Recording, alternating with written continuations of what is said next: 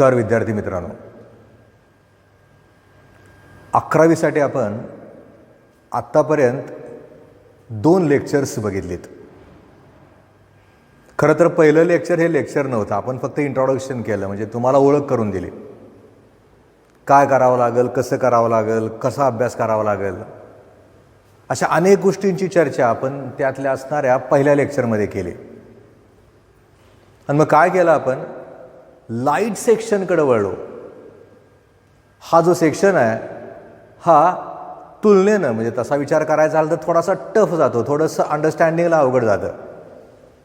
9वी-10वीपर्यंत जर खरंच तुम्ही चांगल्या पद्धतीनं अभ्यासला असेल तर 11वी आणि 12वीचा लाईट सेक्शन आहे तो नक्की सोपा जाईल. मग आपण काय केलं, पहिल्यांदा त्या असणाऱ्या टॉपिकमध्ये इंट्रोडक्शन म्हणून काही गोष्टींची त्या ठिकाणी ओळख करून घेतली. रे ऑप्टिक्समध्ये काय करायचं आहे, ज्याला आपण जॉमेट्रिकल ऑप्टिक्स असं नाव दिलं. वेव्ह ऑप्टिक्सला फिजिकल ऑप्टिक्स नाव दिलं. त्याच्यामध्ये कशाचा अभ्यास करायचा आहे, किंवा पार्टिकल नेचरमध्ये आपल्याला अभ्यास कशाचा करावा लागेल हे सगळं बघत गेलो. आणि बघता बघता आपण यातल्या एक महत्त्वाच्या संकल्पनेकडे वळलो. आणि ती जी संकल्पना होती ती म्हणजे रिफ्रॅक्शन, ज्याला मराठीमध्ये आपण नाव दिलं होतं प्रकाशाचं अपवर्तन. मग आपण मराठीमध्ये सांगत असताना सांगितलं की एखादा प्रकाश किरण तिरकसपणे एका माध्यमातून दुसऱ्या माध्यमात जात असताना तो जर आपली दिशा बदलत असेल तर दिशा बदलण्याच्या या प्रक्रियेला ज्या कुठल्या नावानं ओळखतात ते जे नाव आहे ते म्हणजे प्रकाशाचं अपवर्तन. When ray of light enters obliquely from one transparent medium to another transparent medium, it changes its direction. This phenomena is called as refraction of light.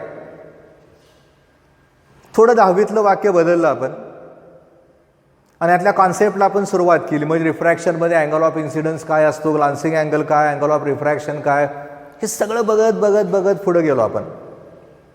आणि यातलं एक महत्त्वाचं आर्टिकल आपण सुरू केलं ते होतं लॉज ऑफ रिफ्रॅक्शन. मुळात त्या ठिकाणी त्यातला तिसरा नियम मी मुद्दामून थोडासा बाजूला ठेवला होता, म्हणजे त्यासाठी थोडंसं मी थांबलो होतो. कारण आपल्याला गडबड नाही करायची, आपण शांतपणे अभ्यास करत राहायचा आहे, हळूहळू डायजेस्ट करत जायचं आहे, पचवत जायचं आहे आपल्याला ते. आणि तसं तिथं बघितलं जात असताना मग आपण काय विचार केला, जर समजा त्या ठिकाणी तिथं असणारा तो प्रकाश किरण या पद्धतीनं जर पडत असेल, पडत असताना तो जर समजा अपवर्तित पृष्ठभागावर पडत असेल, फॉर एक्झाम्पल समजा हे त्या ठिकाणी असणारं रेअर मीडियम आहे आणि या ठिकाणी असणारं हे डेन्सर मीडियम आहे, हा प्रकाश किरण या पद्धतीनं मार्ग बदलल. त्यातले बरेच जण म्हणणार की सर तुम्ही आम्हाला सांगितलं होतं ना याच्या अगोदरच्या लेक्चरमध्ये, परत का? याचं उत्तर मी तुम्हाला सांगतो. बरं, आर्टिकलचं नाव काय दिले बघा मी, रिफ्रॅक्टिव्ह इंडेक्स, ज्याचा उल्लेख सतत येत राहील. आणि अशा असणाऱ्या कॉन्सेप्टला इथं बघितलं जात असताना काय करावं लागतं ते नीट बघा. मुळात आपण असणाऱ्या त्या टॉपिकला परीक्षार्थी म्हणून जर बघायचं ठरवलं तर आपल्याला हा प्रश्न असा विचारतील, state the laws of refraction. पहिलं वाक्य आपण असं केलं, incident ray, refracted ray and normal at the point of incidence lies in the same plane. पडणारा प्रकाश किरण, अपवर्तित प्रकाश किरण आणि स्तंभिका एकाच प्रतलामध्ये असतात, हे खरं तर या ठिकाणी होणारं पहिलं वाक्य झालं. दुसरं वाक्य आपण त्या डायग्रामकडे बघतच केलं, incident ray and refracted rays are opposite sides of the normal. म्हणजे ही जर माझी त्या ठिकाणी तिथं असणारी नॉर्मल असेल, हा माझा ओ आहे, हा AO झाला, हा OB झाला. या AO आणि OBचा जर विचार केला तर त्या ठिकाणी तिथं असणारे ते जे 2 प्रकाश किरण आहेत ते स्तंभिकेच्या अपोजिट साईडला आहेत, विरुद्ध बाजूला आहेत. त्यामुळे 2 वाक्य बघितल्यानंतर आता तिसरं वाक्य बघताना मला विचार करावा लागतो या ठिकाणी असणाऱ्या एका सगळ्यात महत्त्वाच्या कॉन्सेप्टचा. तेच खरं तर तिसरं वाक्य म्हणून वापरतात आणि ते वाक्य सगळ्यात महत्त्वाचं आहे. त्याला एका शास्त्रज्ञाच्या नावावरनं ओळखतात आणि ते जे नाव आहे ते म्हणजे स्नेल्स लॉ. कल्पना करा, मी जर समजा हा पेन आहे तो पाण्यामध्ये बुडवला, तो तिरका दिसेल पाण्यामध्ये. तो उचलला आणि रॉकेलमध्ये बुडवला, तिथं पण तो तिरका दिसेल. त्याला उचलला, ग्लिसरीनमध्ये बुडवला, परत तो तिरका दिसेल. पण हे डेव्हिएट व्हायचं प्रमाण, विचलित व्हायचं प्रमाण हे प्रत्येक ठिकाणी सारखं असणारच नाही, ते वेगवेगळं असेल. तसं जर ते वेगवेगळं असेल तर ते वेगवेगळं कितीनं असेल हे सांगायसाठी ज्या कुठल्या फिजिकल क्वांटिटीचा म्हणजेच भौतिक राशीचा वापर करतात, ती जी फिजिकल क्वांटिटी आहे ती म्हणजे रिफ्रॅक्टिव्ह इंडेक्स, ज्याला मराठीमध्ये म्हणतात अपवर्तनांक. नक्की लक्षात ठेवा. मला या ठिकाणी इथं असणाऱ्या रिफ्रॅक्टिव्ह इंडेक्सचा विचार करत असताना मला एका मॅथमॅटिकल स्टेटमेंटचा आधार घेऊन त्याच्यावरून त्या ठिकाणी थिरॉटिकल स्टेटमेंट तयार करावं लागतं. आणि तसं ते करताना 100% प्रत्येकाने हे पाठ करा, कारण आपल्याला याचा वापर अनेक एक्झाम्पलला पण करायचा आहे. आणि तसा तो केला जात असताना रिफ्रॅक्टिव्ह इंडेक्सला 2 सिम्बॉल वापरतात, एवढं नक्की लक्षात ठेवा. कदाचित एन, कदाचित म्यू. याला म्यू म्हणतात, याला एन म्हणतात, हे नक्की लक्षात ठेवा. न्यू वेगळा आहे, म्यू वेगळा आहे. तुम्ही थीटा वापरलंय, बीटा वापरलंय, अल्फा वापरलंय, गॅमा वापरलंय, असाच हा एक सिम्बॉल, म्हणून त्याला नक्की लक्षात ठेवा. दोन्ही पद्धतीनं लक्षात ठेवा. आता हा स्नेल्स लॉ झाला. इथं मी 1 आणि 2 लिहिले, पुढे लिहिले साइन आय आणि साइन आर. मुळात मला जर समजा त्या ठिकाणी तिथं असणारं ते तिसरं वाक्य तयार करायचं झालं तर ते वाक्य तयार करताना या असणाऱ्या फॉर्म्युल्याचा आधार घेऊन ते वाक्य करावं लागतं. म्हणजे काय, इथं लक्षात ठेवायचं, हे खरं तर गुणोत्तर आहे. कुणाकुणाचं आहे? आय हा अँगल ऑफ इन्सिडन्स आहे, आर हा अँगल ऑफ रिफ्रॅक्शन आहे, साइन आहे, साइन आर आहे. याचा अर्थ मला त्या ठिकाणी तिथं असणारं ते वाक्य करत असताना ते वाक्य मला असं करावं लागेल, the ratio of sine of angle of incidence in one medium to the sine of angle of refraction in another medium is a constant term.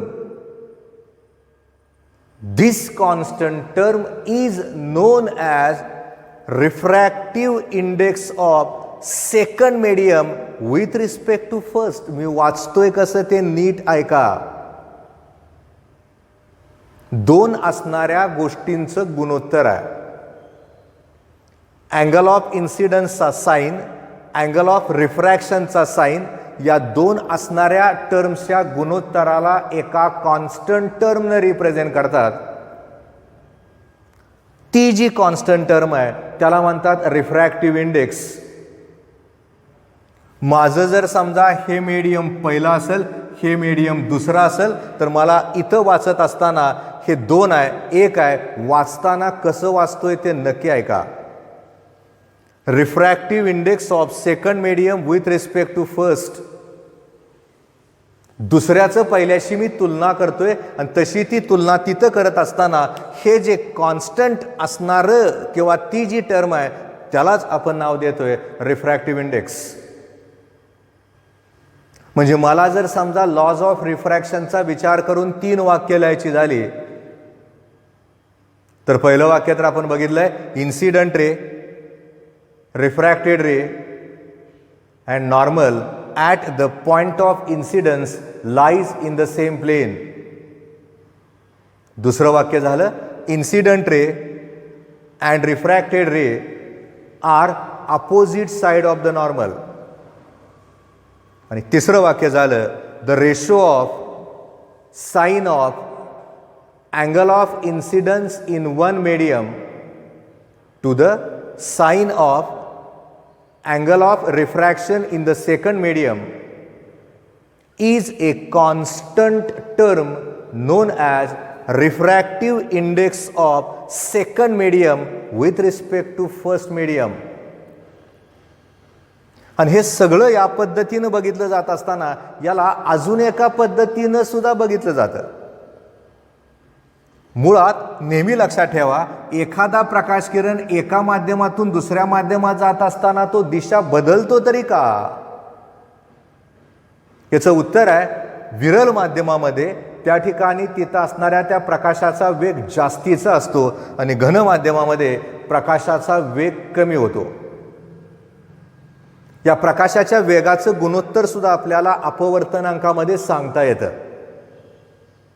इथं नक्की लक्षात ठेवा, सूर्य आपल्यापर्यंत प्रकाश किंवा उष्णता पोचवतो, प्रकाशाचा वेग जास्ती असतो आणि तो हवेमध्ये सगळ्यात जास्ती आहे. तो किती असतो तर 3 × 10⁸ मीटर पर सेकंद. 3 वर 8 शून्य दिल्यानंतरचं मीटरमधलं अंतर एका सेकंदामध्ये तो जो प्रकाश आहे तो प्रकाश अंतर कापतो. त्यामुळं तिथं असणारा तो जो प्रकाशाचा वेग आहे तो असणाऱ्या हवेमध्ये किंवा व्हॅक्यूममध्ये, निर्वात पोकळीमध्ये सगळ्यात जास्तीचा असतो. साधारण सूर्याचा प्रकाश पृथ्वीवर पोहोचायला 9 मिनिटाच्या जवळपास वेळ लागतो आपल्याला. म्हणजे किती अंतर लांब असेल याचा विचार नक्की करू शकतो आपण. पण तो वेगळा भाग झाला. मी आता इथं थोडासा वेगळ्या पद्धतीने याला लिहितोय आणि असं लिहित असताना समजा इथं 1 लिहिलंय, इथं n लिहिलंय, इथं 2 लिहिलंय आणि पुढचं गुणोत्तर बदललं मी. आता त्याला नाव देऊन टाकलं C1 आणि C2. 2 माध्यमातल्या प्रकाशाच्या वेगाचं गुणोत्तर जर आपण घेतलं तर ते गुणोत्तर सुद्धा एक प्रकारची कॉन्स्टंट टर्म असते. त्याला refractive index of second medium with respect to first म्हणतात. म्हणजे एखाद्याला वाटलं आपल्याला तिसरं वाक्य याच्यावरनं लिहायचं आहे तरी चालतंय, फरक नाही पडत. हा स्नेल्स लॉ नाही होत, हा स्नेल्स लॉ होतो. तिसरं वाक्य मला जर इथं सांगायचं झालं तर ते वाक्य माझं असं असू शकेल, speed of light in 1 medium to the speed of light in second medium, किंवा the ratio of speed of light in first medium to the speed of light in second medium is a constant term known as refractive index of second medium with respect to first medium. अतिशय महत्त्वाचं असणारे वाक्य आहे. अनेक एक्झाम्पलला आपण ते वापरतोय. त्यामुळं पुस्तकात काय दिलं याच्यापेक्षा आता मला त्याची गरज किती आहे, कारण मला आता नुसता रेग्युलरचा अभ्यास नाही करायचा. 10वी आणि 11वी 12वी मधला जो फरक आहे तो ज्याला कळला तो आयुष्यामध्ये सक्सेसफुल झाला. 10वी मध्ये पाठांतर करा, मार्क मिळतात. 11वी 12वीला पाठांतर करावं लागतं, ते लागतं, पण त्याच्या जोडीला अंडरस्टँडिंग नाही झालं तर आपण कोलॅप्स होऊन जातो. मार्कामध्ये 100% त्या ठिकाणी निगेटिव्ह येत राहतं, अवघड होत राहतं ते. आणि सोपं करायचं असेल तर मी आत्ता जसं म्हणतो त्या पद्धतीनुसार ते समजून घ्या. मी जेवढं शक्य आहे तेवढं तुम्हाला सोपं करून सांगायचा प्रयत्न करतोय, जेणेकरून तुम्हाला ते त्या ठिकाणी कळत जाईल. आत्ता सुरुवात झाली आहे, त्यामुळे जास्त अवघडाकडे न जाता हळूहळू हळू पुढं जायचं आहे आपल्याला. त्यामुळे इथं नक्की लक्षात ठेवा, हा एक फॉर्म्युला झाला. वही नक्की तुमच्या समोर आहे, नसेल तर समोर घ्या, कागदावर लिहायची सवय करा. लिहिता लिहिता जादाचं कळत जाईल, कारण हे आर्टिकल, हे टॉपिक परत शिकवायची शक्यता फार कमी आहे. कॉलेजेस सप्टेंबरमध्ये सुरू होतील असं मला नाही वाटत. त्यामुळे ऑक्टोबर येईल, त्याला लस आपल्याकडे आत्ता यायचे, पण आपल्यापर्यंत पोचेपर्यंत त्याला वेळ लागेल. ऑक्टोबरच्या आसपास किंवा नोव्हेंबरमध्ये ते सुरू जर झालं तर आपल्याला हे परत शिकवणं शक्य नाही होत. जे होतंय ते व्यवस्थित अभ्यासात चाला. बरं, शिकवलं वर्गात असल्यासारखं आम्ही शिकवतोय, ते सगळ्यात महत्त्वाचं आहे. ती काळाची गरज आहे, त्याच्याशिवाय आपण पुढंच नाही जाऊ शकत. त्यामुळे 11वीला या पद्धतीने इथे विचार केला जात असताना नक्की लक्षात ठेवायचं आहे, या 2 गोष्टींचं जे गुणोत्तर आहे त्याला रिफ्रॅक्टिव्ह इंडेक्स या नावानं ओळखतात. आणि असं केलं जात असताना याला 2 पद्धतीने विभागलं जातं, हे पण लक्षात ठेवा. कसं ते नक्की बघा. मी काय केलंय, या ठिकाणी तिथं असणाऱ्या त्या रिफ्रॅक्टिव्ह इंडेक्सला टायटलला लिहिलं आणि करस्पॉन्डिंग स्नेल्स लॉला असणाऱ्या लॉज ऑफ रिफ्रॅक्शनमध्ये तिसरं वाक्य असू शकतं या नावानं तुम्हाला सांगितलं, ते लिहा. नाहीतर मी आता फळ्यावर ज्याला तसंच ठेवलंय त्याला लिहा, काय फरक नाही पडत. आता सगळ्यात महत्त्वाचं लक्षात ठेवायचं आहे, रिफ्रॅक्टिव्ह इंडेक्सला अनेक वचनामध्ये रिफ्रॅक्टिव्ह इंडायसेस म्हणतात, हे नक्की लक्षात ठेवा. हे जे रिफ्रॅक्टिव्ह इंडेक्स आहे याला दोन भागामध्ये विभागतात. त्यातला पहिला जो प्रकार आहे त्याला म्हणतात ॲब्सोल्यूट रिफ्रॅक्टिव्ह इंडेक्स, RI म्हणजे रिफ्रॅक्टिव्ह इंडेक्स, त्याचा शॉर्ट फॉर्म शक्यतो वापरतात. आणि दुसरा जो प्रकार आहे त्याला ज्या कुठल्या नावानं ओळखतात ते जे नाव आहे ते म्हणजे रिलेटिव्ह रिफ्रॅक्टिव्ह इंडेक्स. फरक कसा आहे बघा. मी जर समजा आता इथं लिहित असताना नुसतं μ1 लिहिलंय आणि इथं लिहिताना C/C1 लिहिलं तर माझा तो ॲब्सोल्यूट रिफ्रॅक्टिव्ह इंडेक्स झाला. मी जर समजा इथं लिहित असताना 1μ2 लिहिलंय, इथं C1/C2 लिहिलंय, 2μ1 लिहिलंय, इथं C2/C1 लिहिलंय, तर तो माझा रिलेटिव्ह रिफ्रॅक्टिव्ह इंडेक्स झाला. म्हणजे काय, आता काय दोघांमधला फरक आहे ते कळलं पाहिजे ना आपल्याला. हा जर माझा ॲब्सोल्यूट रिफ्रॅक्टिव्ह इंडेक्स असेल तर इथं लक्षात ठेवायचं आहे, absolute refractive index of any medium is defined as it is the ratio of speed of light in air or vacuum to the speed of light into that medium. म्हणजे इथून पुढं 12वीची CET होईपर्यंत लक्षात ठेवायचं आहे, जिथं कुठं ॲब्सोल्यूट रिफ्रॅक्टिव्ह इंडेक्स असतो त्या ठिकाणी पहिलं मीडियम एअर किंवा व्हॅक्यूमच असतं, नाही बदलत ते. आता याचं थोडंसं आपण ब्रॉडमध्ये रूपांतर करूयात. मी जर समजा याला μm लिहिलं तर इथं C/Cm करावं लागेल. मी जर समजा पाण्याचा विचार करून लिहिलं तर तिथं C/Cw करावं लागेल.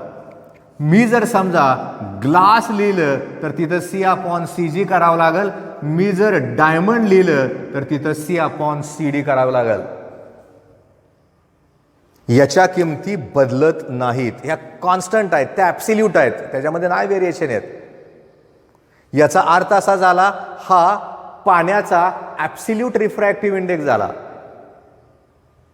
किती असते त्याची किंमत? साधारण 1.33च्या आसपास, कारण त्याच्यामध्ये इम्प्युरिटी वगैरे असेल तर ते बदलतं.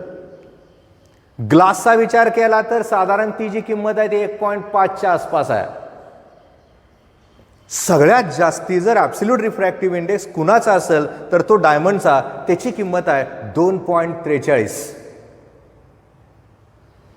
सगळ्यात कठीण पदार्थ हा हिरा आहे, कार्बन आहे ते. सगळ्यात जास्त अपवर्तनांक त्याचा आहे, त्यामुळे हिरा स्वयंप्रकाशित नसतो, त्याला चमकवता येतं, त्यासाठी त्याला पैलू पाडावे लागतात. आणि तसे ते पैलू तिथं पाडले जात असताना त्याचा रिफ्रॅक्टिव्ह इंडेक्स जास्त आहे, त्यामुळे ते सहज शक्य होतं.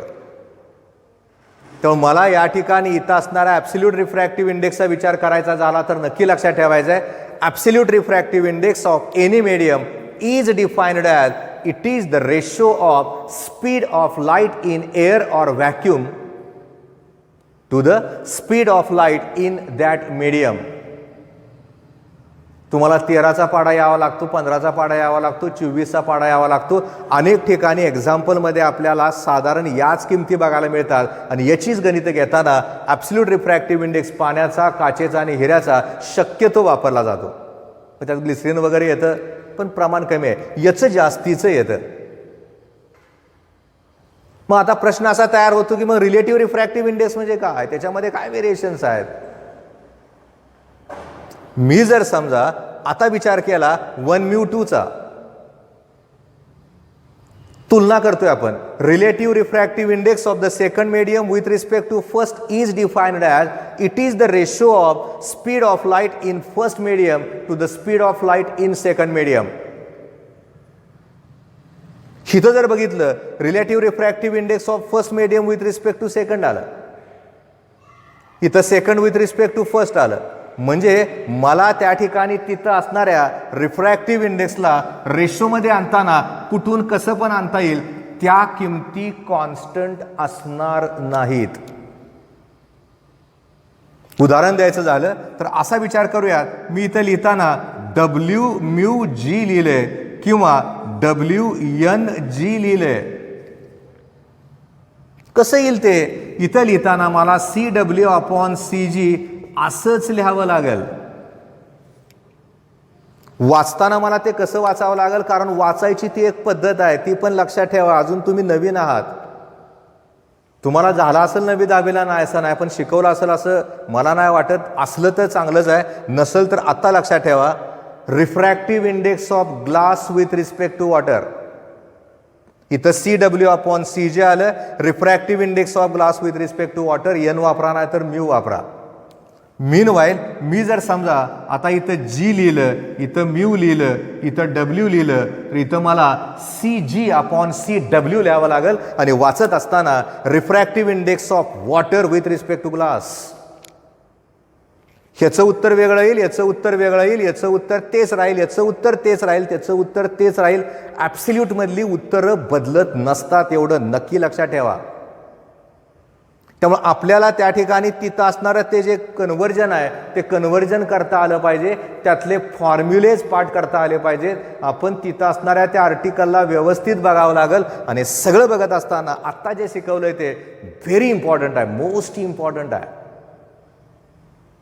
कारण मी काय केलं, असणाऱ्या फक्त रिफ्रॅक्टिव्ह इंडेक्स ओरिएंटेडच बोलतोय. रिफ्रॅक्टिव्ह इंडेक्स ओरिएंटेड बोलत असताना मला या सगळ्या संकल्पनेचा विचार करावा लागेल, त्याच्याशिवाय मी पुढेच जाऊ शकत नाही. ह्याच्यामधली जी गणित आहे, त्याच्यामधले जे फॉर्म्युले आहेत, त्याचा विचार मला नक्की करावा लागेल. तो करता येतो, कसा करायचा ते आता बघतोय आपण.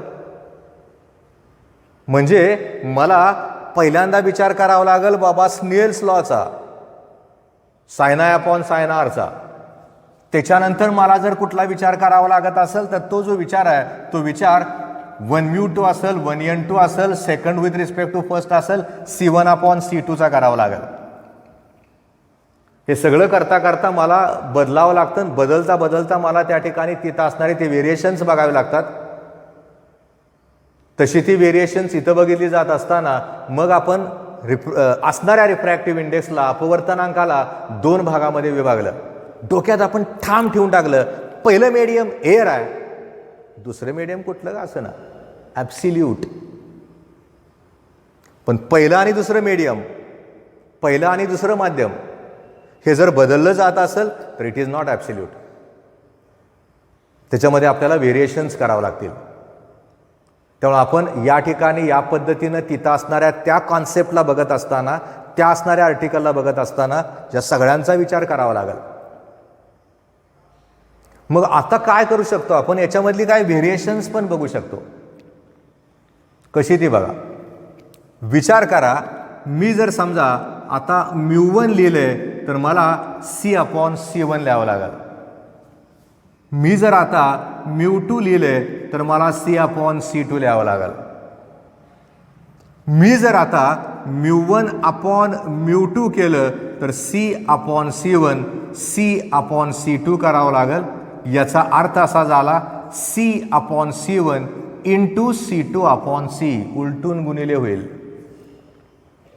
मग C ला C कॅन्सल झालं आणि या ठिकाणी उत्तर आलं C2/C1चं. जर असं उत्तर आलं तर मला याला जर लिहायचं झालं तर इथं मात्र μ21 असं लिहिता येईल. म्हणजे आपल्याला एखाद्या ठिकाणी एखाद्या एक्झाम्पलमध्ये कसं दिलंय ते सुद्धा नीट ठरवावं लागतं. आणि तसं तिथं ठरवलं जात असताना हा विचार आपल्याला नक्की करता येतो. आणि तसा विचार इथं केला जात असताना आत्ताच्या मॅथमॅटिकल स्टेप्स तर तुम्ही लक्षात ठेवालच, पण ह्याच्यापेक्षा फॉर्म्युला म्हणून लक्षात ठेवा. जर 1μ2 असेल तर इथं उलटं असतं μ2/μ1, आणि जर 2 असेल μ1 असेल तर इथं असणार आहे μ1/μ2. उलटं सुलटं असतं इथं, हे नक्की लक्षात ठेवा. तिथं उलटं सुलटं नाही, ते तसंच आहे. म्हणजे असणाऱ्या या अपवर्तनांकाला ॲब्सल्यूट आणि रिलेटिव्हमध्ये रूपांतर करून बघत असताना आपल्याला नक्की या पद्धतीनं बघून ते सांगावं लागतं आणि ते सांगता पण येतं. त्याची गरज आहे आपल्याला. ह्याच्यामध्ये अजून एक कॉन्सेप्ट आहे. कुठला तो बघा.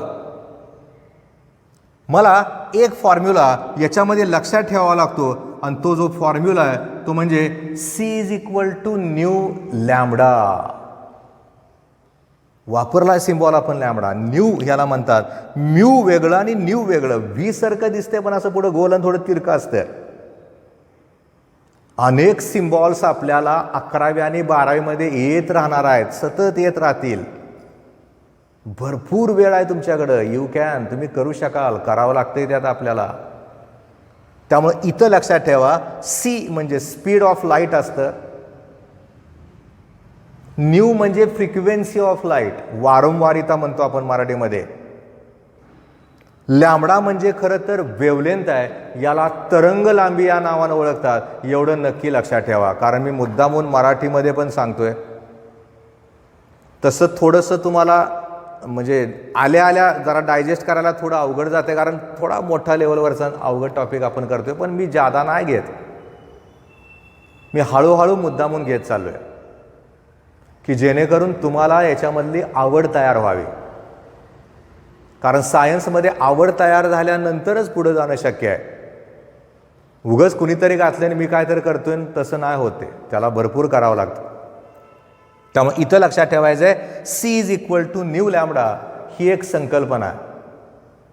फ्रिक्वेन्सी, फ्रिक्वेंटली येणारा शब्द म्हणजे सतत येणारा तो शब्द आहे, वारंवारिता. इथं 100% तुम्हाला कळावं लागेल. न्यू फ्रिक्वेन्सी जी आहे, एखादा प्रकाश किरण एका माध्यमातून दुसऱ्या माध्यमात जात असताना त्या ठिकाणी तिथं असणाऱ्या त्या प्रकाशाची फ्रिक्वेन्सी बदलत नाही, ती कॉन्स्टंट राहते. डोक्यात ठेवा, मुद्दामून तुम्हाला एक्झाम्पल ओरिएंटेड ते विचारतात. एखादा प्रकाश किरण त्याची फ्रिक्वेन्सी समजा 3 × 10⁻14 हर्ट्ज आहे आणि ते काचेमध्ये गेला तर त्याची फ्रिक्वेन्सी किती असेल असं विचारतात. तुम्हाला काचेचा अपवर्तनांक देतात, तुम्हाला गणित करायला भाग पाडतात. मुळात खरं तर फिजिक्समध्ये अनेक ठिकाणी, जसं मी अगदी सुरुवातीच्या लेक्चरला सांगितलं होतं, निसरड्या जागा आहेत, घसरतो आपण तिथं पडतो. वाटतं बरोबर आहे पण ते चुकलेलंच असते.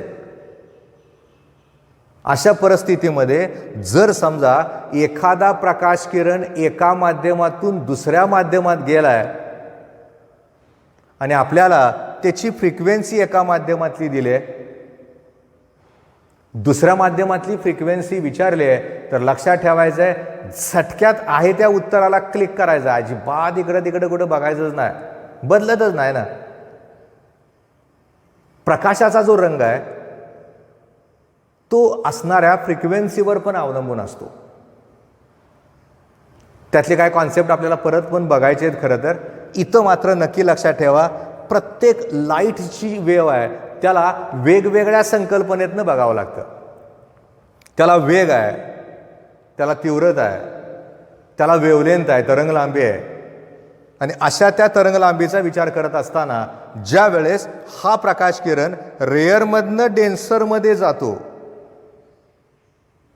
विरल माध्यमातून घन माध्यमात जातो, त्यावेळेस त्या ठिकाणी तिथं असणारा तो जो रे ऑफ लाईट आहे त्याची जी वेवलेंथ आहे ती वेवलेंथ कमी होते, प्रकाशाचा वेग कमी होतो. फ्रिक्वेन्सी नाही बदलत, ती तशीच राहते. म्हणजे आपल्याला त्या असणाऱ्या कॉन्सेप्टला या पद्धतीनं बघावं लागतं. आपण 11वीत एंट्री मारलेली आहे, 11वीमध्ये आपण प्रवेश करतोय. अभ्यास कसा करायचा त्याचं टेक्निक जरा बदला, 10वीसारखा अभ्यास नाही होत. आणि त्याच्यापेक्षा मी परत एकदा तुम्हाला सांगतो, किंवा पहिल्यांदा असलं तर पहिल्यांदा ऐका, पाटी पेन्सिल घ्या, घरातला एखादा कोपरा गाठायचा. शिकवून झालं दिवसात काय जे लेक्चर्स असतील ती पुस्तकातनं बघा, नोट्समधनं बघा, परत तुमच्या असणाऱ्या मोबाईलमधनं बघा, लिहून काढा. लिहिता लिहिता ते तयार होत जाईल, नाहीतर नाही येणार तुम्हाला ते. इथं परत लक्षात ठेवायचं आहे, मला जर समजा त्या ठिकाणी या कॉन्सेप्टचा आधार घेऊन फॉर्म्युला तयार करायचा आहे आणि तसा तो फॉर्म्युला इथं तयार करताना आता तो कसा होईल तो बघा. समजा इथं 1μ2 लिहिले आणि तिथं लिहित असताना C1/C2 आलं. वेवलेंथ तर बदलणारीच आहे. C1चा विचार केला तर न्यू लॅम्बडा1, C2चा विचार केला तर न्यू लॅम्बडा2. न्यू फ्रिक्वेन्सी आहे, λ1 अपॉन λ2 वेवलेंथ झाल्या. याचा अर्थ परत आपल्या असणाऱ्या डोक्यातल्या मेमरीमध्ये अजून एक फॉर्म्युला ॲड झाला आणि तो जो फॉर्म्युला आहे तो फॉर्म्युला म्हणजे 1μ2 इज इक्वल टू λ1 अपॉन λ2. हे इतकं गरजेचं आहे 12वीसाठी, इतकं महत्त्वाचं आहे की ह्याला तुम्ही मी तर म्हणतो 4 वेळा 5 वेळा ऐका हा व्हिडिओ, बघा, त्याला काय अडचण नाही येत. बघितल्याशिवाय तर ते कळणार नाही आणि एकदा कळायला लागल्यावर तुम्ही म्हणणार कसलं बाय फिजिक्स सोपंच असते, अवघड नाही फिजिक्स आम्हाला जाणार पण नाही तुम्हाला ते अवघड. त्यामुळे ह्या ज्या संकल्पना मी तुम्हाला आत्ता सांगत चाललो आहे त्या संकल्पना नक्की लक्षात ठेवा, त्या गरजेच्या आहेत. कदाचित याचा वापर आपल्याला त्या ठिकाणी अनेक एक्झाम्पलला करावा लागेल. हे कसं येतंय ते मी सांगितलं, काय आहे ते पाठ करायचं आहे.